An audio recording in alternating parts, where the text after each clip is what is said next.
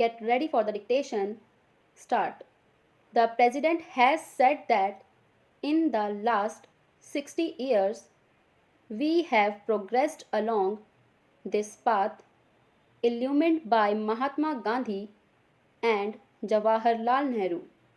We shall adhere to it, come what may, with the determination and courage instilled in us by Sonia Gandhi.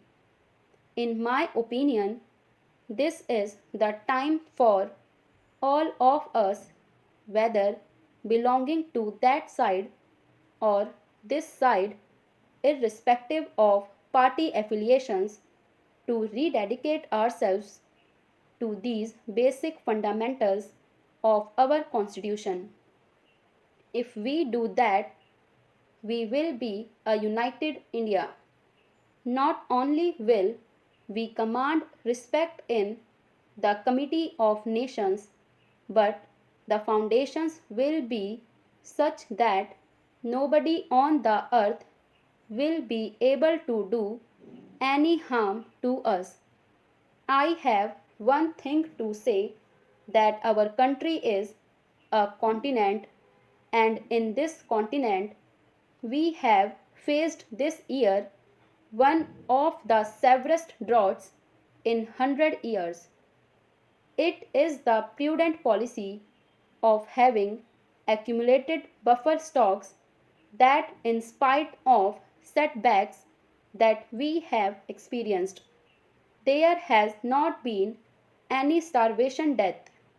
This is a tribute to the ingenuity of our policy of having created the buffer stocks.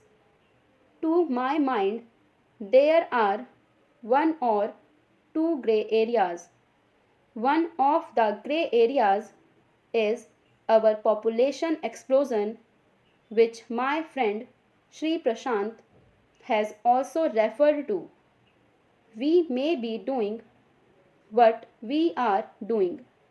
For instance, 20 million acceptors of contraceptives and other things we have produced, but we have not evolved a national consensus on this issue. I spoke about the matter in different forums when the Prime Minister was also there.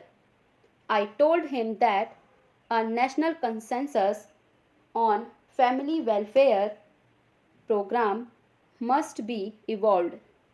I also told him that you have been calling meetings of the opposition parties quite often on different issues, but to my mind, the most important issue for which an all-party meeting should be convened is to evolve a national policy on population. In spite of our all-round economic development, it all gets nullified by the population explosion. We have not done much in this direction. I had the privilege of going to China, and I saw how they are progressing in this regard. It is true that there have been many occasions when undue advantage has been taken by one party or the other in the implementation of this program. That is why I want national consensus on family planning. Sir, I go to the next area, and that is with regard to agriculture. The Agriculture Minister has stated in a conference the other day that in spite of drought, he has fixed a target of 175 million tons of food grains for the current year. That is a good idea. But the important thing to which the President has referred is the need of increase in the production of oil seeds, and to this I add pulses. I want the government to give special attention to the production of these things because edible oils and pulses are the common man's need in India, and we are having shortage of pulses and edible oils, and we are importing these in a very large quantity.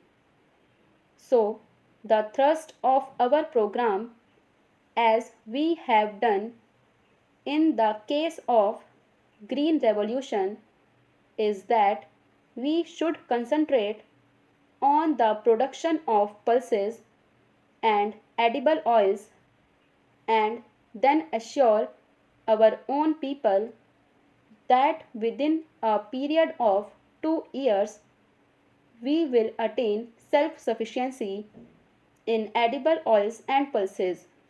The next point is with regard to public sector. There is no doubt that the public sector occupies a commanding height, and it has occupied commanding heights in our mixed economy. But the problem of accountability of public sector has not been done to the desired extent.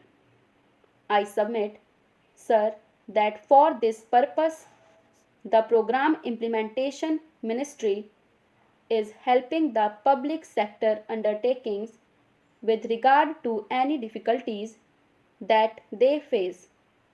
In that ministry, on or before 5th of every month, they get a report from the particular undertaking with regard to the difficulties that they face in manufacturing or marketing or finance or any other thing, and the Program Implementation Ministry sees to it that these difficulties are removed.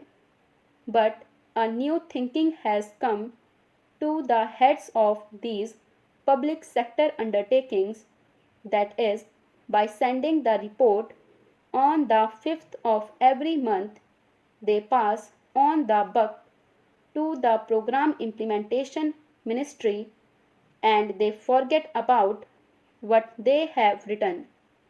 This attitude has to be changed.